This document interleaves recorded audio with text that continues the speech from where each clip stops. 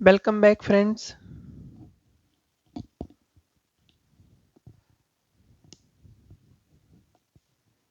I am Mohit Bansal. तो पिछले lecture में मैंने आपको साउंड के और फ्लैग के क्वेश्चन कराए थे और अब हम जो है ना काफ़ी आगे तक बढ़ चुके हैं इस चैप्टर में। अब हमारे केवल और केवल दो टॉपिक रहे हैं, है ना। उन दोनों को हम ख़त्म करने का प्रयास करेंगे। और तो इसमें मैं आपको क्या पढ़ाने वाला हूँ? इसमें मैं आपको पढ़ाने वाला हूँ पाथ रिलेटेड क्वेश्चन, ठीक है।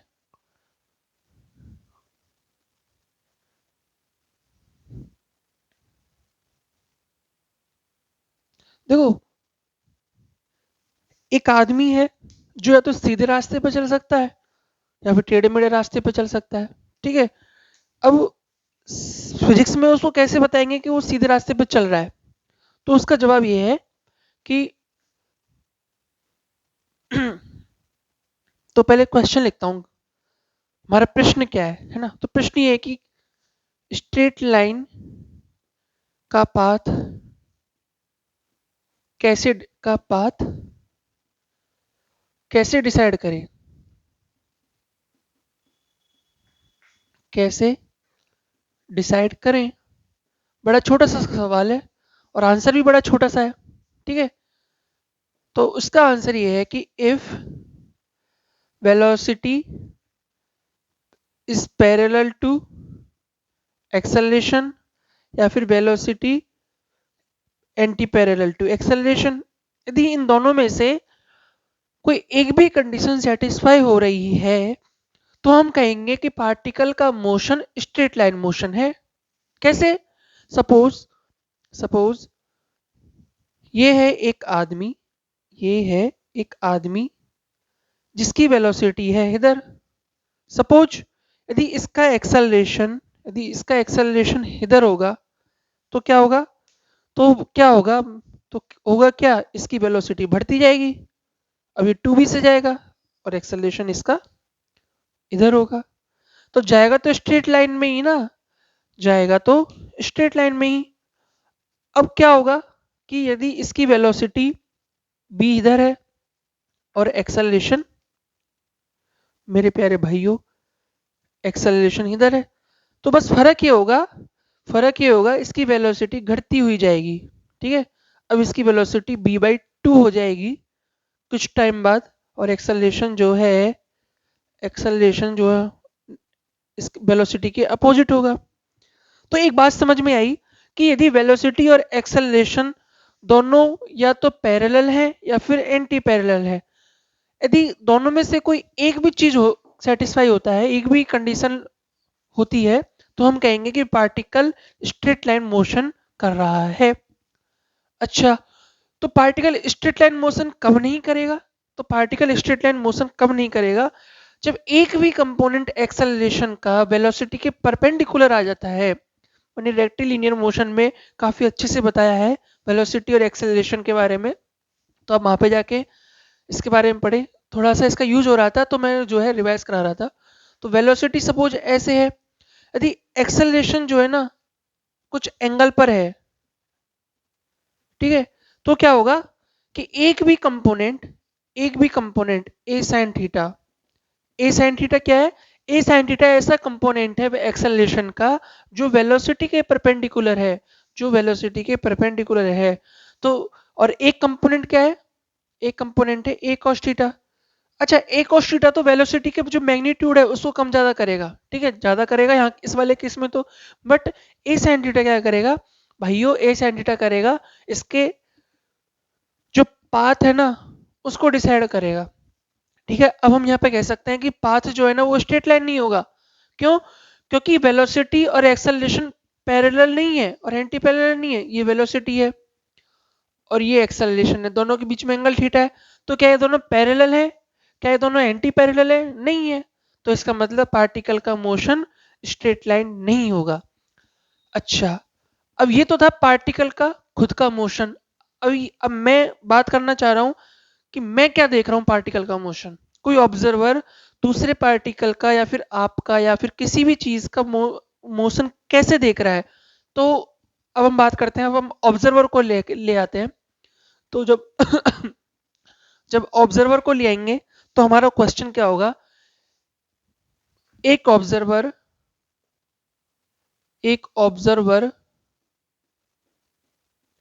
स्ट्रेट लाइन का पाथ कैसे डिसाइड करेगा। एक ऑब्जर्वर स्ट्रेट लाइन का पाथ कैसे डिसाइड करेगा। तो इस केस में हम क्या करते हैं, अब मैंने बस एक चीज बताई थी, जहां कहीं भी ऑब्जर्वर आ जाता है ना, ऑब्जर्वर, तो ऑब्जर्वर क्या करता है, ऑब्जर्वर खुद की जो क्वांटिटीज होती हैं उनको दुनिया में अपोजिट में ऐड कर देता है। तो इसका मतलब जो यहाँ पर मैं सिर्फ बी रिलेटिव लिख दूंगा, be relative, a relative, be relative, a relative, be relative और ए रिलेटिव। यदि अब मैं ना एक ऑब्जर्वर की बात कर रहा हूँ, ठीक है, अब यहाँ पर क्या है, एक ऑब्जर्वर आ गया, ठीक है।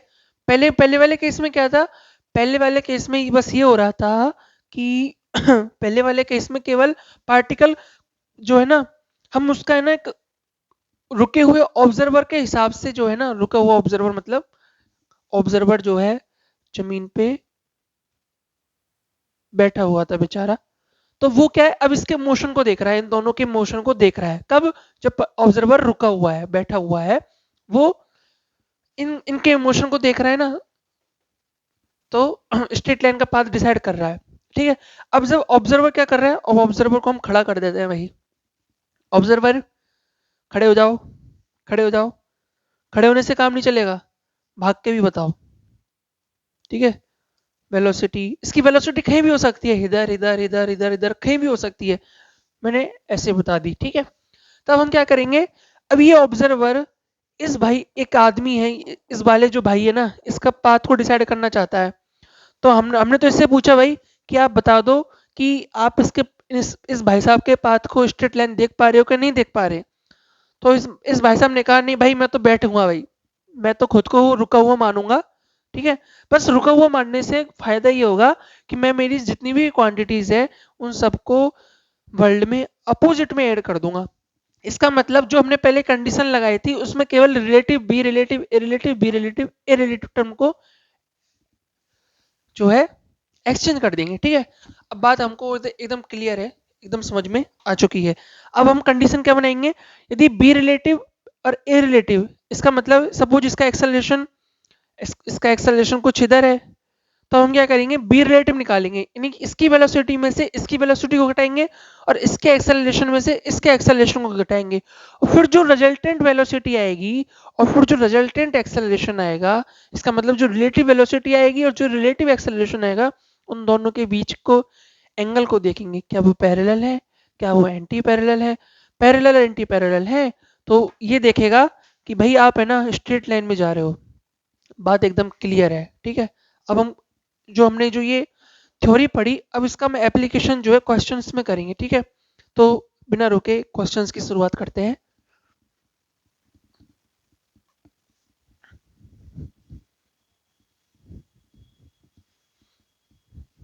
तो पहला प्रश्न बड़ा आसान सा, जो कि आपके टीचर जो है आपको कराते हैं, शायद नहीं कराते हैं क्या पता, पर कराना चाहिए था, ठीक है। यदि नहीं कराते हैं ना तो समझ लो कि टीचर ने नहीं कराया, ठीक है, कराना चाहिए था। क्वेश्चन नंबर 1, क्वेश्चन हमारा 1 नंबर ये कहता है कि पेन में जो है स्याही बीत चुकी है। तो आप अपनी वीडियो को 20 सेकंड आगे बढ़ा लें।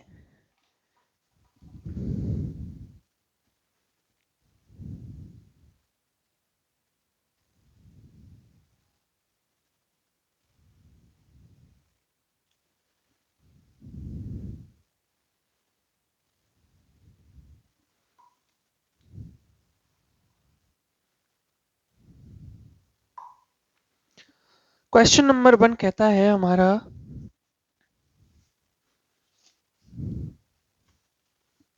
कि ये एक बॉल है जिसको 60 डिग्री के एंगल पर फेंका है 30 मीटर पर सेकंड से, ठीक है। इसके पैरेलल में ही एक आदमी था जो कि बी वेलोसिटी से आगे की तरफ भागता है। तो आपको बताना है कि find velocity of man so that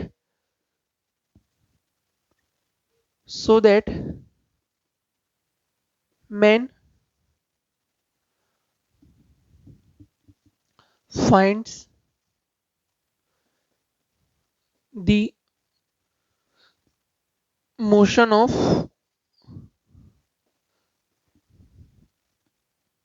particle straight line। बात समझ में आ रही है? ठीक है, ये एक आदमी है ऑब्जर्वर, ये क्या करता है, वी वेलोसिटी से आगे की तरफ भागता है। ठीक है, एट ए सेम टाइम एक पत्थर है जिसको 30 मीटर पर सेकंड से 60 डिग्री के एंगल पर हमने प्रोजेक्ट कर दिया है। अब हम क्या करेंगे कि अब ये भाई साहब चाहते हैं जो बी वेलोसिटी से भाग रहे हैं कि मैं चाहता हूं कि ये जो पत्थर है ना वो मेरे को स्ट्रेट लाइन में जाता हुआ दिखे। तो मुझे क्या करना चाहिए, कितनी स्पीड से भागना चाहिए? ठीक है, क्वेश्चन आपने नोट कर लिया है, क्वेश्चन को मैं अब रफ करने वाला हूं। सॉल्यूशन, तो सॉल्यूशन बड़ा ही सिंपल सा है। सॉल्यूशन ये कहता है कि ऑब्जर्वर जो है वो स्ट्रेट लाइन देख रहा है, इसका मतलब बी रिलेटिव जो है या तो पैरेलल होगा या फिर एंटी पैरेलल होगा, किसके? ए रिलेटिव के। ठीक है, अब हम बात करते हैं बी रिलेटिव की। तो बी रिलेटिव जो है, बी रिलेटिव इसके कंपोनेंट कर लो भाई, ये हो जाएगा 15 और ये हो जाएगा 15√3, 15 sin 30, 15√3। ठीक है, इसका मतलब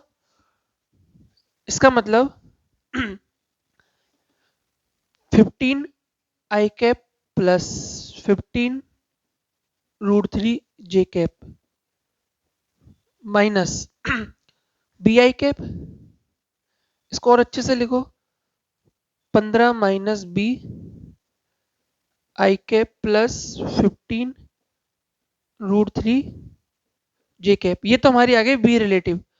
अब ए रिलेटिव बताओ भाई क्या आ रहा है? ए रिलेटिव जो होता है, तो बॉल का एक्सेलरेशन क्या है? बॉल का एक्सेलरेशन क्या है बताओ भाई, बॉल का एक्सेलरेशन क्या है? g j cap.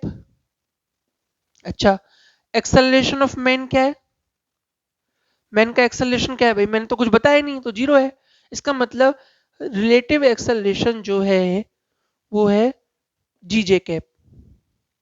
मैं चाहता हूं कि ये जो ऑब्जर्वर जो है ना इस पार्टिकल को स्ट्रेट लाइन में जाते हुए देखे, इसका मतलब बी रिलेटिव और ए रिलेटिव या तो पैरेलल होने चाहिए या फिर एंटी पैरेलल होने चाहिए। ठीक है, यदि हाँ, यदि पैरेलल होगा ना, ठीक है, इसका मतलब जैसे सपोज बी इधर है, बी रिलेटिव इधर है, ठीक है, और ए रिलेटिव भी इधर है, इसका मतलब क्या होगा कि वेलोसिटी बढ़ती जाएगी बढ़ती जाएगी बढ़ती जाएगी। मतलब पत्थर जो है वो ऊपर जाता रहेगा ऊपर जाता रहेगा, कभी नीचे नहीं आएगा। इसका मतलब पत्थर को यदि नीचे आना है तो ऊपर की तरफ वेलोसिटी है ना, तो एक्सेलरेशन नीचे की तरफ होना चाहिए। यानी इसका मतलब जो रिलेटिव एक्सेलरेशन है उसकी डायरेक्शन नीचे होनी चाहिए। ठीक है, जब वो पत्थर को ऊपर फेंक दिया तो वापस भी तो नीचे आना चाहिए ना, तो वापस नीचे आना चाहिए, इसका मतलब रिलेटिव एक्सेलरेशन नीचे की तरफ होना चाहिए। ठीक है, जो कि मैंने, अच्छा, मैं जो है नीचे की डायरेक्शन यदि नेगेटिव मानना चाहता हूँ तो इसका मतलब इसको मुझे माइनस से रिप्लेस करना पड़ेगा, इसका रिलेटिव एक्सेलरेशन माइनस आएगा। ठीक है, अब मैं चाहता हूँ, तो रिलेटिव एक्सेलरेशन हमारा जे कैप में है, तो इसका मतलब रिलेटिव, अच्छा, ये हमारा रिलेटिव एक्सेलरेशन है। ठीक है, इसका मतलब हमारी जो है ना, हमारा जो, दोबारा बताता हूँ, ये रिलेटिव एक्सेलरेशन नीचे डाउनवर्ड है जी। अब मैं चाहता हूं एक्सेलरेशन जो है ए रिलेटिव नीचे की तरफ डाउनवर्ड है, तो बी रिलेटिव या तो नीचे होना चाहिए या फिर ऊपर होना चाहिए।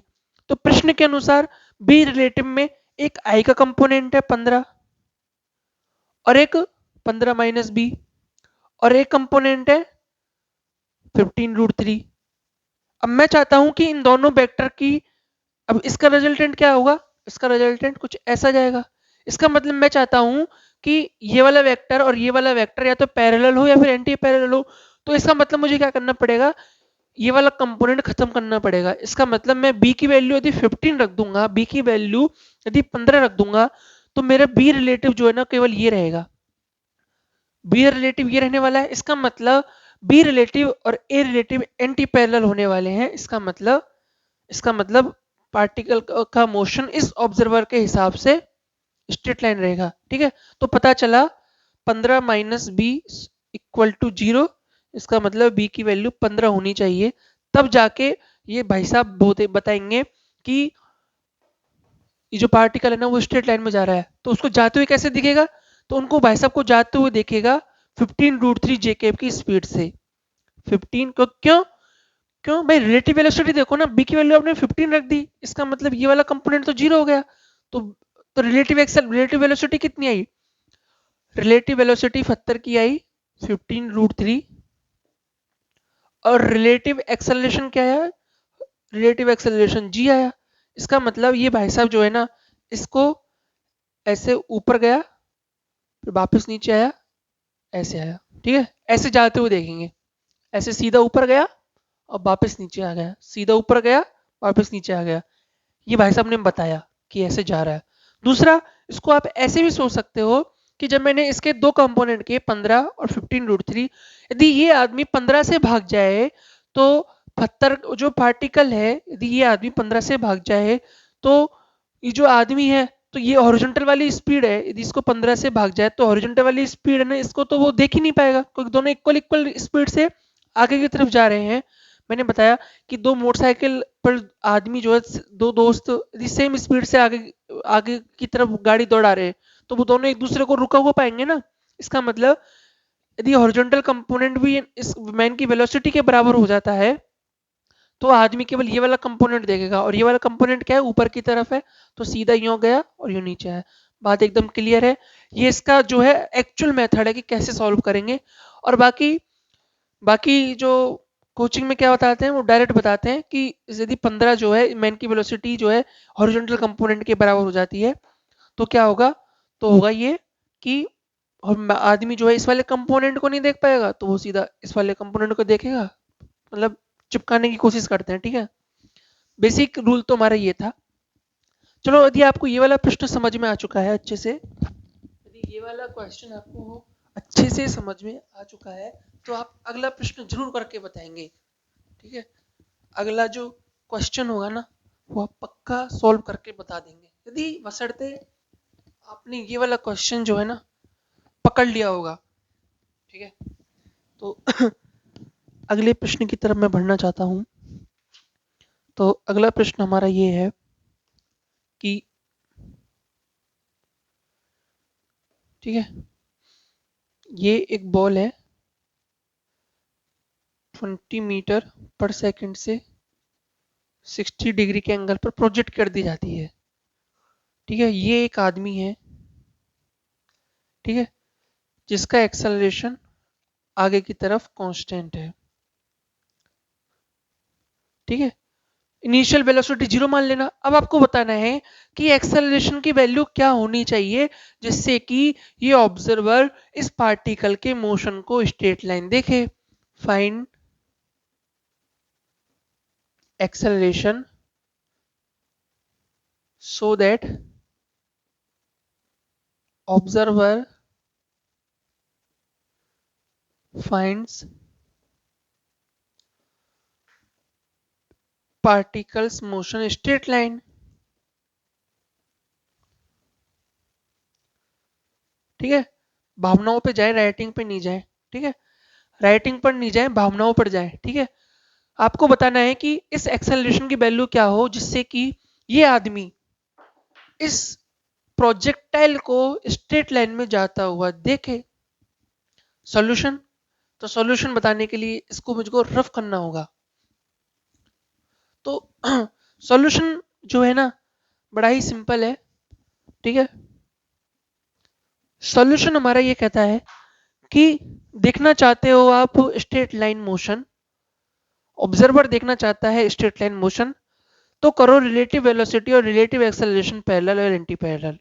ठीक है, शायरी कुछ इस प्रकार है कि देखना चाहते हो आप मोशन स्ट्रेट लाइन, करो रिलेटिव वेलोसिटी और रिलेटिव एक्सेलरेशन पैरेलल और एंटी पैरेलल। अच्छा, तो या तो बी रिलेटिव और ए रिलेटिव जो है ना वो दोनों फाइंड करो आप। ठीक है, तो वो दोनों फाइंड करेंगे हम। ठीक है, तो बी रिलेटिव तो हमारा ये है, देखो बी रिलेटिव जो होता है वो होता है velocity of particle minus velocity of man, कुछ भी कर लो, मैन की वेलोसिटी माइनस पार्टिकल की वेलोसिटी। ठीक है, कुछ भी कर लो, कोई फर्क नहीं पड़ता। तो पार्टिकल की वेलोसिटी क्या है? पार्टिकल की वेलोसिटी है ये 60 डिग्री के एंगल पर माइनस 0। इसका मतलब दोनों को करने पे क्या है, रिलेटिव वेलोसिटी हमारी ये आ जाएगी। मैं एक्चुअली कंपोनेंट करने से बचना चाह रहा था, इसलिए मैंने डायरेक्ट डायरेक्शन लिख दी। ठीक है, अब ए रिलेटिव की बात करते हैं। तो ए रिलेटिव जो होता है वो होता है पार्टिकल की एक्सेलरेशन। तो पार्टिकल का एक्सेलरेशन तो नीचे की तरफ डाउनवर्ड्स जी है, जी जी। ठीक है, माइनस एक्सेलरेशन ऑफ मैन। तो मैन का एक्सेलरेशन क्या आएगा? मैन का एक्सेलरेशन ये आएगा। इसका मतलब इसका मतलब इसका मतलब इस वेक्टर में से इस वेक्टर को घटाना है। ठीक है, तो हम क्या करेंगे, इसको ऐसा कर देंगे। बात समझ में आई? एक वेक्टर को घटाना है मतलब वेक्टर को अपोजिट में ऐड करना होता है। ठीक है, इसका मतलब यदि ये ए है, ठीक है, ये जी है, ठीक है, अब दोनों का रिजल्टेंट क्या है? ए और जी का कुछ रिजल्टेंट तो आएगा ना। ये है हमारा ए रिलेटिव। ठीक है, एंगल बताना चाहते हो तो एंगल सपोज ये थीटा ले लेते हैं हॉरिजॉन्टल से। ठीक है, यहां तक कोई दिक्कत नहीं होनी चाहिए। अब मैं चाहता हूं कि ये क्या है, बी रिलेटिव। ठीक है, अब ये जो बी रिलेटिव है और ये जो ए रिलेटिव है या तो पैरेलल होने चाहिए या फिर एंटी पैरेलल होने चाहिए। तो इस केस में एंटी पैरेलल हो सकते हैं। ठीक है, अब बी रिलेटिव को उठा के यहां लाओ। ठीक है,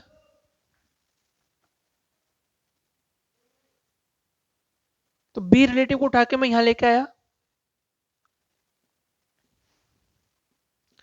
ये एंगल कितना है, 60।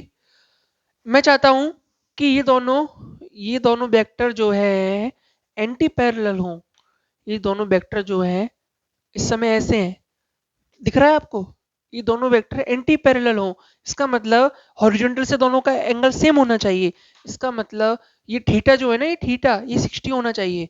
ये तो टेन थीटा जो होता है ना, टेन थीटा वो क्या है, टेन थीटा जो होता है जी अपॉन ए होता है। होता नहीं है, यहाँ पे दिख रहा है इसलिए बता रहा हूँ। तो थीटा की वैल्यू क्या है, 60 है। तो टेन टेन 60 जो है जी बाई ए होना चाहिए। इसका मतलब ए है ये। ठीक है, तो √3 ए की वैल्यू क्या आ गई, ए की वैल्यू है जी बाई √3। इसका मतलब यदि इस आदमी का एक्सेलरेशन 10/√3 होगा ना, तो भी इसका जो है ना मोशन इसको स्ट्रेट लाइन दिखेगा। भाई ऐसे कैसे स्ट्रेट लाइन दिखेगा? तो हम बताते हैं कैसे दिखेगा। तो हम जाएंगे बी रिलेटिव को देखेंगे, फिर ए रिलेटिव को देखेंगे। तो हमने देखा अब मैं सब कुछ मिटाने वाला हूँ। अब मैं आपको बेसिकली बताना चाहता हूँ कि हो क्या रहा है यहाँ पे। तो हो यहाँ पर ये आपको समझ में आ गया ना? ठीक है, अब मैं इस वाले पार्ट को रफ करना चाहता हूँ। ठीक है, अब यहाँ पर क्या होगा, यहाँ पर बंधुओं ये होगा कि बी रिलेटिव तो ये रहा, कितना एंगल है, 60 डिग्री। ठीक है, और ए रिलेटिव क्या है, इसके जस्ट अपोजिट में है।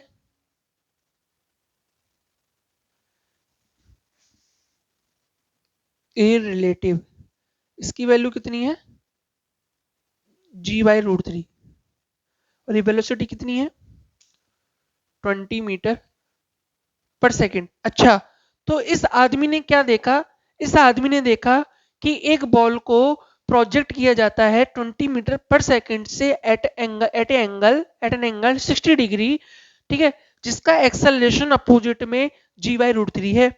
तो एक गेंद को है ना ऐसे फेंका है, ऐसे, और उसका जो एक्सेलरेशन है ना, एक्सेलरेशन वो डाउनवर्ड्स जी नहीं है, उसका एक्सेलरेशन डाउनवर्ड्स ऐसे है, ऐसे। तो वो क्या देखेगा कि गेंद को ना ऐसे फेंका और वापस ऐसे कैच कर लिया। ठीक है, ऐसे फेंका और वापस ऐसे कैच कर लिया।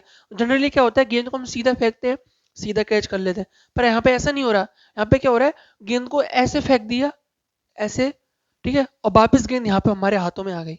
ऐसा कुछ हो रहा है। ऐसा कि मैं क्यों बता रहा हूँ, क्यों मैं इसलिए बता रहा हूँ क्योंकि आदमी ने देखा कि बॉल की वेलोसिटी जिस वेलोसिटी से प्रोजेक्ट किया है वो 20 मीटर पर सेकेंड है, और एक्सेलरेशन वेलोसिटी के अपोजिट है। ठीक है, तो वेलोसिटी क्या होगी है ना, तो शुरू में क्या होगा, इसकी जो स्पीड है ना वो घटती जाएगी, 20 फिर 10 होगी, फिर जो है वो यहाँ इस टाइम पे वेलोसिटी जीरो हो जाएगी बॉल की, 0 मीटर पर सेकेंड।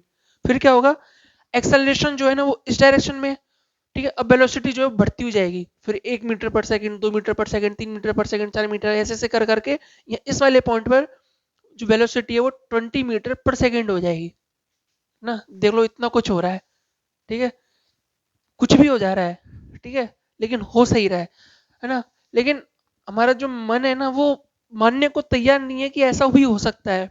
मतलब यदि हम कोई ऐसे प्लेटफॉर्म पर खड़े हों कि जिसका एक्सेलरेशन 10/√3 है, ठीक है, एट ए साइमल्टेनियसली 20 मीटर पर सेकेंड से 60 डिग्री के एंगल पर एक बॉल को प्रोजेक्ट करते हैं, और एक प्लेटफॉर्म पर मैं खड़ा हुआ हूँ, ठीक है, मैंने क्या किया, एक बॉल को प्रोजेक्ट कर दिया 20 से 60 डिग्री के एंगल पर, और मेरा जो एक्सेलरेशन है वो 10√3 है, तो मैं क्या करूंगा, मेरे पास गेंद है ना वापिस हाथ में ऐसे लौट के आ जाएगी। बड़ा अजीब है लेकिन कटु सत्य है, ठीक है, मानना पड़ेगा।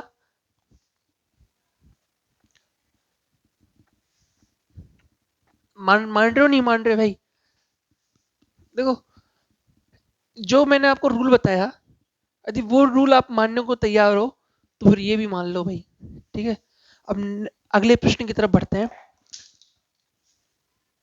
अगला प्रश्न हमारा क्या है भाई, चलो अगला प्रश्न भी कुछ ऐसा है, क्वेश्चन नंबर 3, ठीक है, ये भी बहुत इंटरेस्टिंग क्वेश्चन है। ये क्वेश्चन जब मैंने पहली बार किया था ना, तो मैंने तो है ना ठीक है थ्योरी पढ़ने के बाद कर दिया था, फिर ये क्वेश्चन मैंने कम से कम 15 जनों से पूछा, किसी ने भी इसका आंसर सही नहीं बताया, ठीक है।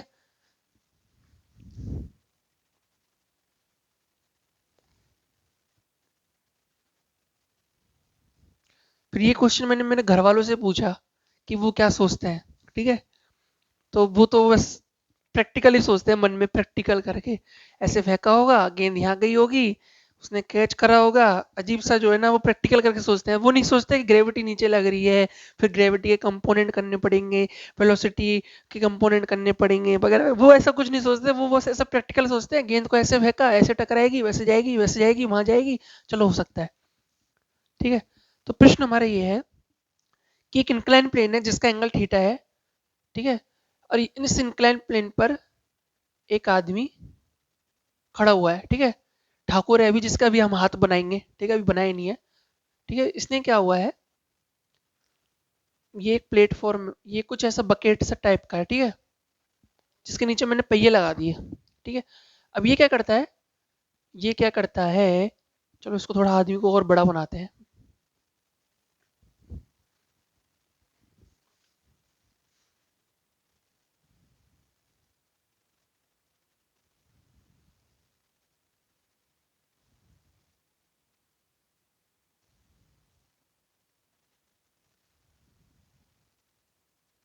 ठीक है, इस आदमी के हाथ में एक बॉल है, वो क्या करता है कि इस बॉल को प्रोजेक्ट करता है यू स्पीड से परपेंडिकुलर टू इंक्लाइन प्लेन, ठीक है।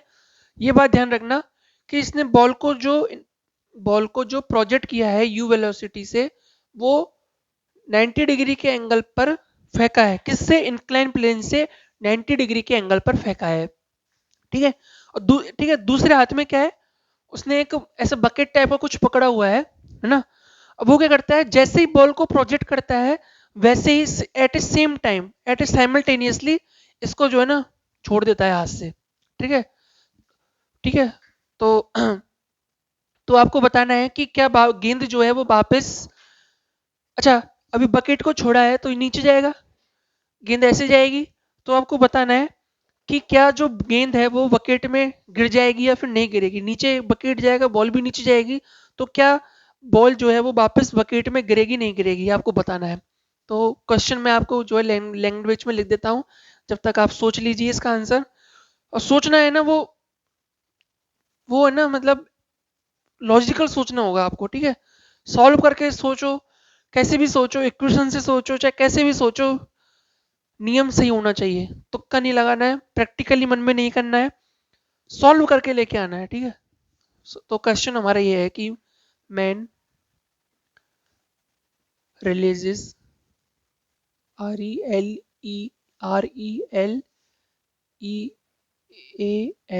रिलीजेस बकेट, दोबारा लिखता हूँ,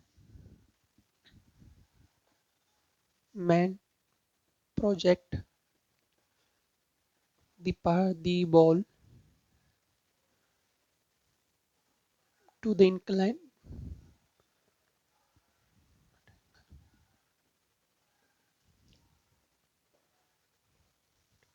at an angle 90 degree to inclined plane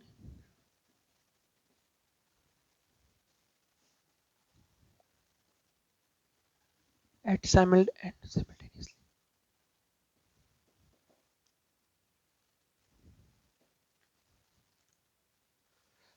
And simultaneously uh, release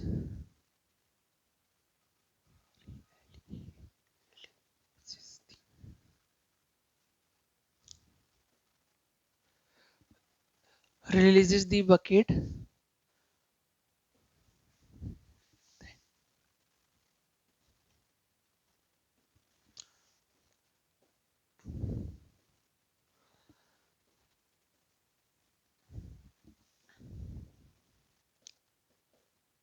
वापस।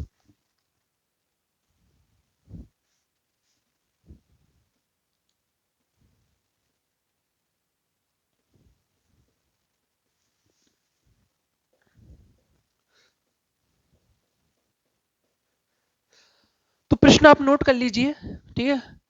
Man projects man projects the ball at an angle 90 degree to inclined plane and simultaneously releases the bucket, then क्या ball बाल्टी में वापस गिर जाएगी, true या false, ठीक है। तो आप अपना आंसर जो पहली बार में आप अपना आंसर लेके आए थे, वो आप अपना आंसर जो है ना मेरे को बताएंगे, ठीक है। आपने क्या आंसर लेके आए थे पहली बार में, ठीक है। बाद में तो आप कुछ भी लाओ, मेरे को फर्क नहीं पड़ेगा, ठीक है। तो मैं फिर इसका सॉल्यूशन बताने जा रहा हूँ, तो इसके लिए मुझको इसको रफ करना पड़ेगा। तो आप क्वेश्चन जो है नोट कर लीजिए, डायग्राम बना लीजिए, ठीक है। फिर हम इसके सॉल्यूशन की तरफ बढ़ते हैं।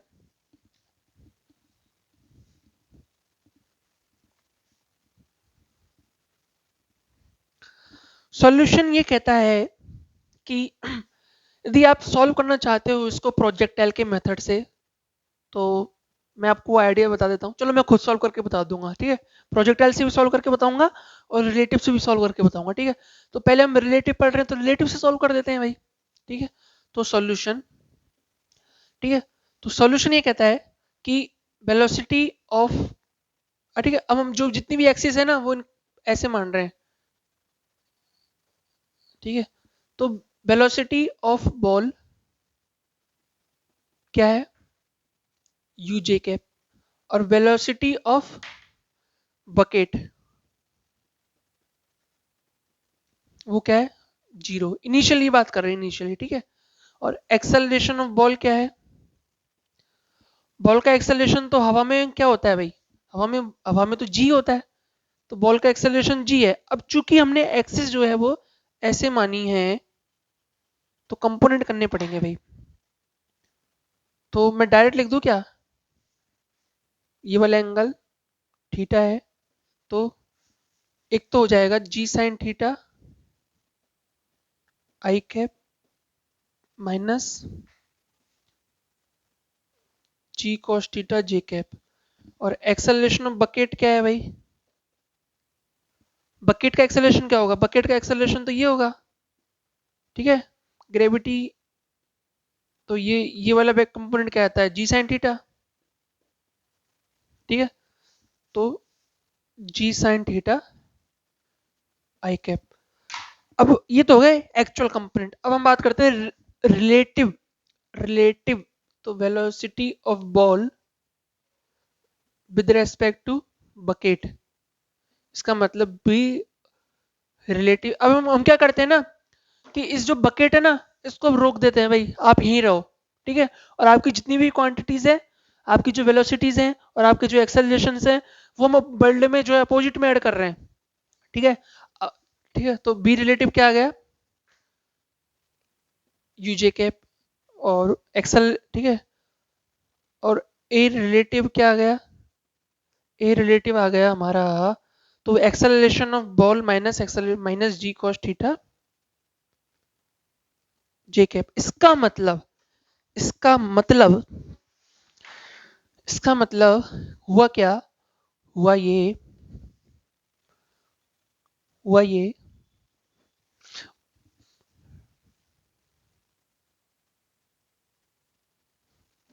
भैंस कीटा,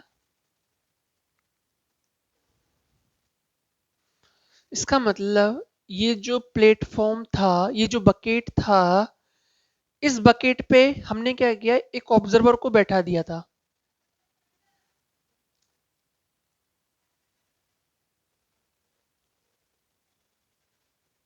ठीक है। इस ऑब्जर्वर को हमने को जमीन इस बकेट पे बैठा दिया। अब इस बकेट पे जो अंदर बैठा हुआ ऑब्जर्वर है ना, वो क्या देख रहा है, उसने क्या किया, इस प्लेटफॉर्म बकेट को रोक दिया। तो उसने क्या देखा, एक बॉल था जिसको यू जे कैप से ऊपर की तरफ प्रोजेक्ट किया। यू से ऊपर की तरफ क्यों प्रोजेक्ट किया ना, मैंने जो है एक्सिस ऐसे मानी है, एक्सिस जो है मैंने एक्स ये माना है, बाई ये मानी है, ठीक है। अब क्या होगा, इसने देखा कि बॉल को ऊपर यू से प्रोजेक्ट किया है, ठीक है। और बॉल का एक्सेलरेशन जो है, बॉल का एक्सेलरेशन इसने क्या देखा, बॉल का एक्सेलरेशन जो है वो जी कॉस थीटा है नीचे की तरफ।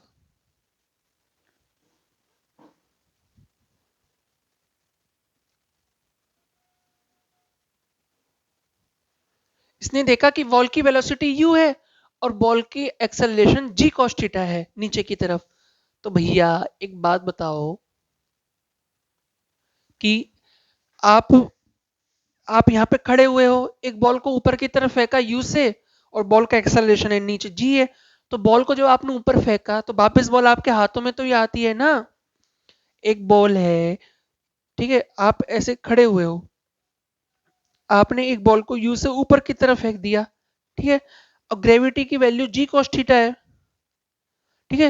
यदि ऐसे सीधा ऊपर की तरफ फेंका है तो बॉल वापस सीधे नीचे ही तो आती है, आती नहीं आती है। ऐसे ही जब इस आदमी ने क्या देखा कि बॉल को ऊपर यू से फेंका और बॉल का एक्सेलरेशन नीचे की तरफ जी है ऐसे, ठीक है। तो तो क्या होगा, बॉल ऐसे जाएगी और वापिस ऐसे इस बकेट में गिर जाएगी, ठीक है। बात बड़ी सिंपल सी है, बॉल ऐसे गई और ऐसे जमीन बकेट के अंदर गिर गई, ठीक है। अब ग्राउंड के रेस्पेक्ट में क्या हो रहा होगा, ग्राउंड के रेस्पेक्ट में तो ये हो रहा होगा कि बकेट नीचे जाएगा, ठीक है। और ये जो बॉल है ना वो ऐसे प्रोजेक्टाइल करती हुई इसमें गिर जाएगी, ठीक है। ऐसा कुछ होने वाला है, ठीक है। बात बड़ी अजीब सी है लेकिन कटु सत्य है, ठीक है। मेथड टू बताता हूँ कैसे सॉल्व करते हैं।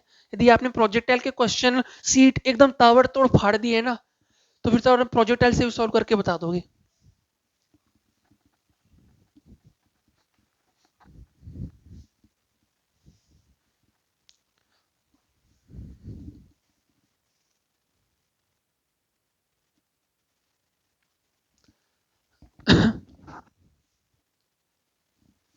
ठीक है, प्रोजेक्टाइल से इसको सॉल्व करने जा रहे हैं,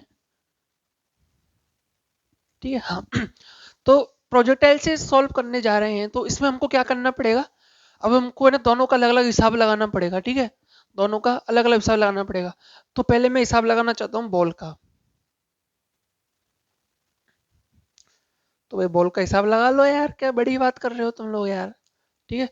तो बॉल का हिसाब कुछ ऐसे है कि ये हाइट को नेग्लिजिबल मानते हैं, ठीक है, ऐसा कोई बड़ी बात नहीं है, ठीक है। तो बॉल जो है यू से फेंकी गई थी 90 डिग्री एंगल पर, ठीक है।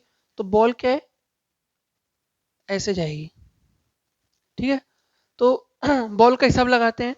तो बॉल को वापस यहाँ गिरने में कितना टाइम लगता है? टी जो होता है 2 u परपेंडिकुलर अपॉन जी परपेंडिकुलर।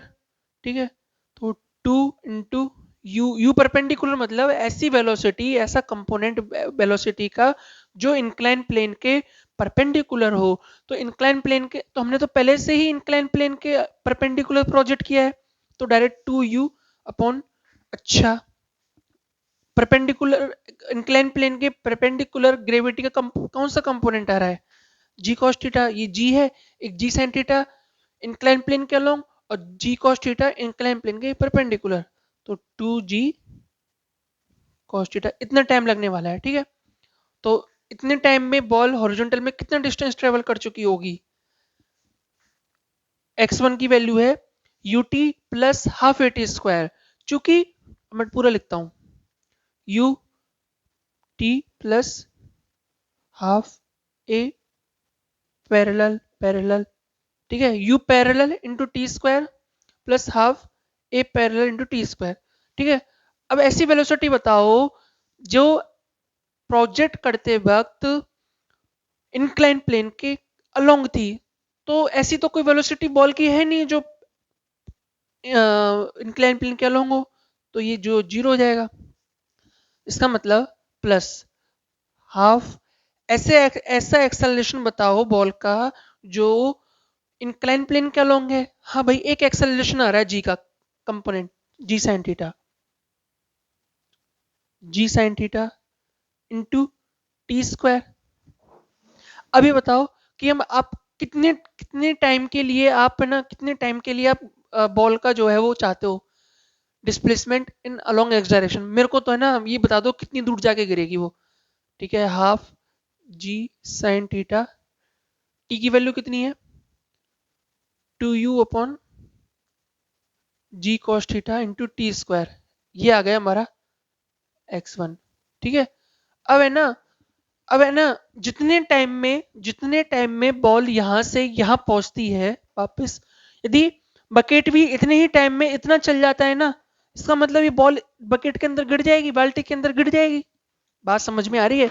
जब बॉल को यहां से फेंका तो वो बॉल बकेट के अंदर तो तभी गिरेगी ना जब वो वापस नीचे जमीन पर आके गिरेगी। इसका मतलब जितने टाइम में ये बॉल, जितने टाइम बाद बॉल यहाँ पर आती है, यदि उतने टाइम में बकेट भी यहाँ पर आ जाता है तो बॉल बकेट के अंदर गिर जाएगी। अच्छा, अब बकेट का हिसाब लगाओ भाई। तो बकेट का हिसाब कुछ ऐसा लगाते हैं। तो बकेट के पास क्या है? यू बाई तो जीरो है, देखो बाई ये मान लेता हूँ और एक्स ये मान लेता हूँ। ठीक है, उसके पास यू एक्स भी जीरो है। ठीक है, क्यों? क्योंकि हमने बस ऐसे छोड़ा था उसको। लेकिन उसके पास एक्सेलरेशन है, ए वाई की वैल्यू क्या है? जी कॉस थीटा, और ए एक्स की वैल्यू है जी साइन थीटा। इसका मतलब आप कितने टाइम तक के लिए बात कर रहे हो भाई? बकेट तो ऐसे सीधा यदि यदि इंक्लाइन प्लेन काफी बड़ा होता तो बकेट तो ऐसे सीधा जाता। लेकिन हम चाहते हैं कि जब बॉल वापस जमीन पर आ जाए तब उस टाइम तक के लिए बकेट जो है कितनी दूर चला गया। तो उसके लिए हाफ एट एक्स बराबर x2 जो है U T plus half a t square, you parallel into T plus half into A parallel into t square. You parallel zero है, ठीक है, हाफ। ए पैरेलल क्या है? जी साइन थीटा। ठीक है, अब कितने कितनी कितने टाइम तक के लिए बात कर रहे हो भाई? मैं टाइम बात कर रहा हूं जब तक बॉल वापस जमीन पर आ जाती है। तो कितने टाइम बाद बॉल जमीन पर वापस आती है? 2u upon g cos theta. अभी बताओ भाई, ये दोनों बराबर है कि नहीं है? ये दोनों बराबर है कि नहीं है? नहीं है, बराबर है, सॉरी बराबर है। तो बराबर है मतलब बॉल, बकेट, बॉल जो है वो बाल्टी में गिर जाएगी। ठीक है, बात बड़ी सिंपल सी है। अब अगले प्रश्न की तरफ बढ़ना चाहता हूँ।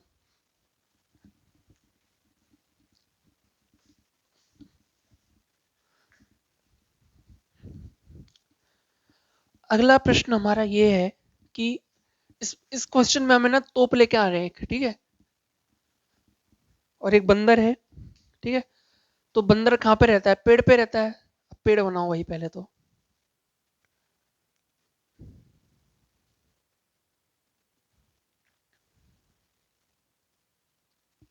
ठीक है,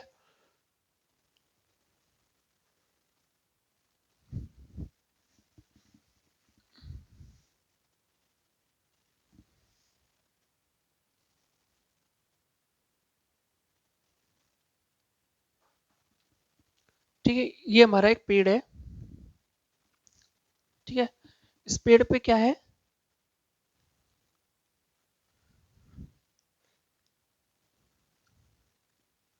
एक चिंपैंजी है।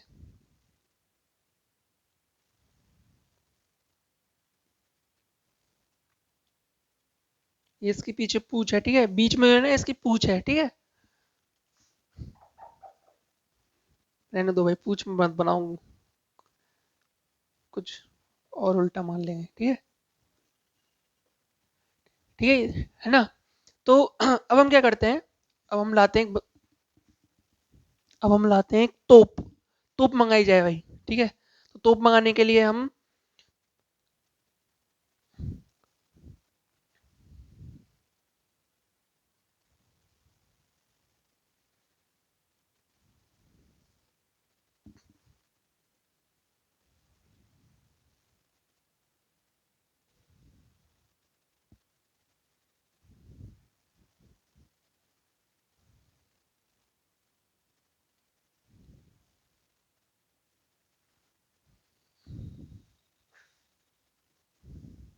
मान लो तोप है, ठीक है।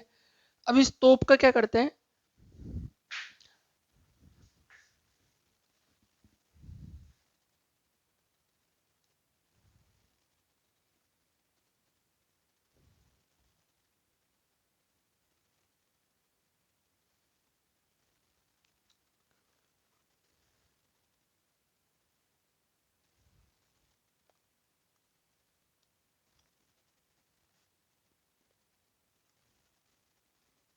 ठीक है।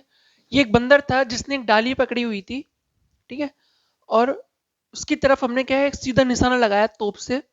और सीधा जब तोप से निशाना लगाया था ना, सपोज उसको तो तोप से जो वो निकलती है ना, क्या बोलते हैं, कुछ भी क्या बोलते हैं उसको, गोली निकल गई मान के चलो, ठीक है।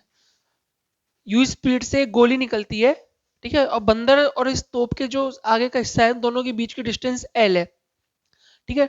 और जो तोप का जो मुंह है ना, वो टूवर्ड्स बंदर की तरफ है, बिल्कुल सीधा। अब ये क्या देखता है, बंदर बड़ा चालाक था, ठीक है। तो उसने देखा, अरे यार मेरी तरफ तोप का मुंह है, मतलब मेरी तरफ एक गोली आने वाली है।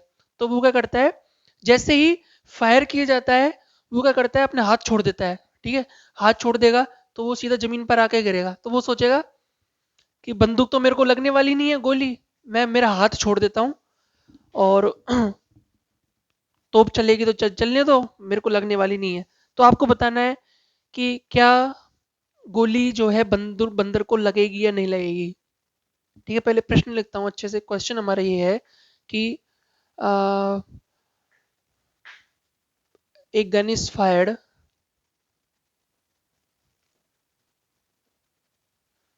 Targeted towards a monkey and simultaneously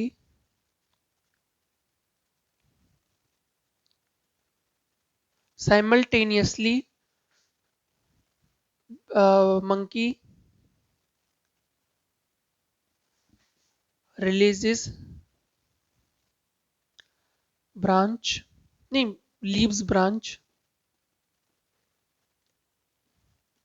leaves branches as gun is fired। क्या गोली बंदर को लगेगी या नहीं।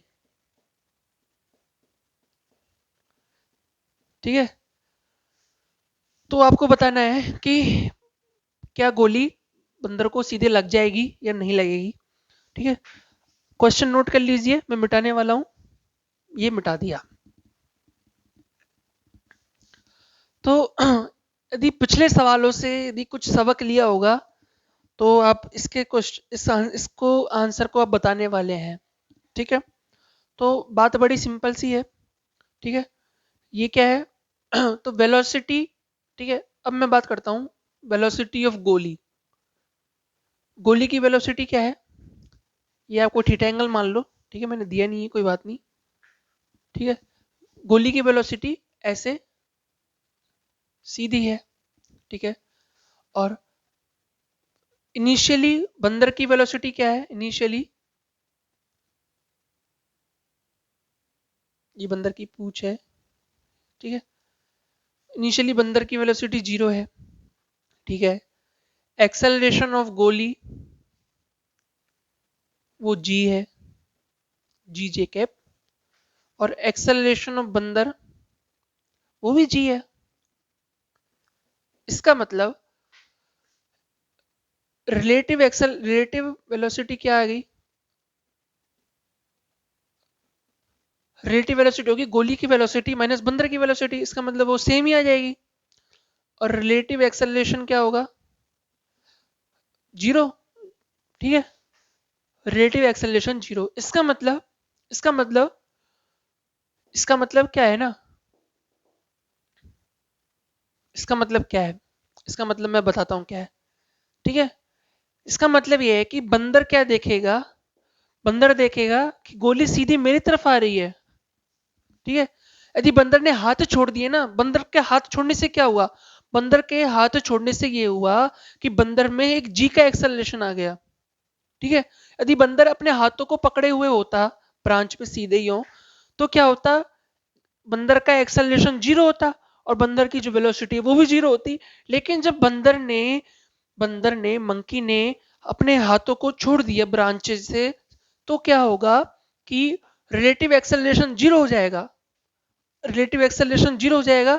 और रिलेटिव वेलोसिटी जो होगी वो टूवर्ड्स दी ऐसे ही होगी। ठीक है, बंदर चाहे हाथ छोड़े चाहे ना छोड़े, रिलेटिव वेलोसिटी तो यही रहने वाली है। लेकिन हाथ छोड़ने से क्या होगा, रिलेटिव एक्सेलरेशन जो है वो 0 हो गया। इसका मतलब बंदर ने क्या देखा, बंदर ने देखा कि एक ऐसी वेलोसिटी है रिलेटिव वेलोसिटी, वो सीधी मेरी तरफ है। ठीक है, बेचारा दुखी हो गया, उसने दिमाग ना, तो रिलेटिव वेलोसिटी सीधी मेरी तरफ है और जिसका एक्सेलरेशन क्या है, 0। ठीक है, मतलब बंदर देखेगा कि एक गोली मेरी तरफ आ रही है यू स्पीड से विदाउट एक्सेलरेशन, बिना कोई एक्सेलरेशन के एक बंदूक की गोली मेरी तरफ आ रही है सीधे यू वेलोसिटी से। ठीक है, मतलब बंदर का ना सिस्टम खराब हो गया हाथ छोड़ने से। ठीक है, यदि वो हाथ नहीं छोड़ता ना तो बढ़िया रहता, पर उसको गोली नहीं लगती। ठीक है, अब गोली लग कैसे रही है मैं वो बताता हूँ, गोली कैसे लग रही है। ठीक है, गोली ऐसे लग रही है, बंदर यहाँ पे आ गया। ठीक है, बंदर ऐसे गिरते हुए बाप नीचे आ गया और गोली जो है वो उसको, जरूरी नहीं है मैक्सिमम हाइट पर लगे, ऐसे सीधी। ठीक है, तो गोली सीधे इसको ऐसे लगती जा रही है। ठीक है, तो बात समझ में आ रही है, कॉन्सेप्ट जो है ना बिल्कुल छोटा सा है।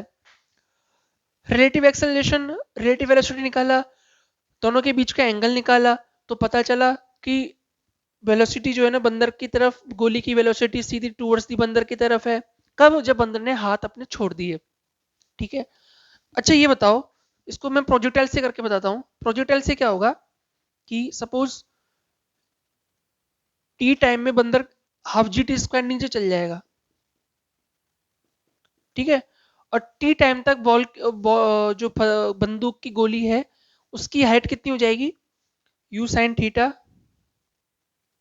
T minus half g u t, half g t square. ठीक है, टी टाइम पर गोली की जो हाइट है वो इतनी हो जाएगी, u sine theta minus half g T. तो इनमें आपको कंफ्यूजन नहीं होना चाहिए कि मैं कैसे लिख रहा हूँ। ठीक है, इनमें आपको कंफ्यूजन नहीं होना चाहिए। ठीक है, और इतने टाइम तक ये कितनी वेलोसिटी चल जाएगी, you cos theta into T, ये वाला एंगल थीटा मान लो है ना। तो तो मैं टेन थीटा लिखना चाहता हूँ। ठीक है, मैं क्या लिखना चाहता हूँ, टेन थीटा। तो टेन थीटा ये जो थीटा है ना, ये वाला टेन थीटा ऐसे, इसको ये नेग्लिजिबल मान लेना, ठीक है। थीटा ये है, ठीक है। तो टेन थीटा जो होगा वो क्या होगा, टेन थीटा जो होगा वो होगा हाफ जी टी स्क्वायर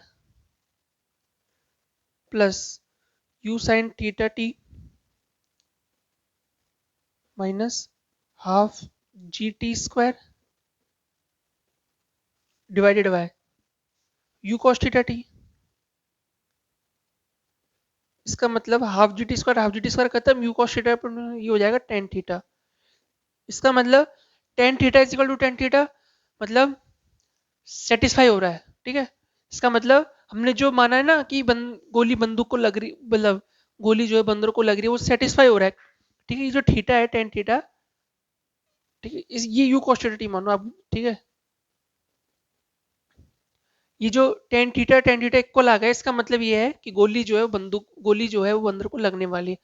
तो बात बड़ी सिंपल सी है, घुमा फिरा के क्वेश्चन बदल बदल के मैं एक ही बात को ना प्रूफ करने में लगा हुआ हूँ, प्रूफ करने में लगा हुआ हूँ, ठीक है।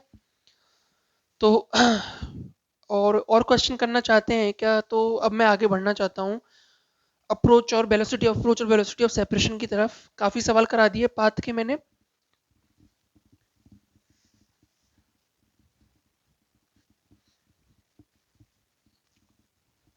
क्वेश्चन तो कितने भी कराते जाओ, हर क्वेश्चन में केवल एक ही तरीका अपना रहा हूँ मैं, ठीक है। तो अब मैं प्रश्नों की शुरुआत में वेलोसिटी ऑफ अप्रोच और वेलोसिटी ऑफ सेपरेशन, चलो मैं उसका अलग से एक वीडियो बना देता हूँ ना। तो इस वीडियो में इतना ही है, bye bye, see you, tata. मिलते हैं नेक्स्ट वीडियो में, बाय।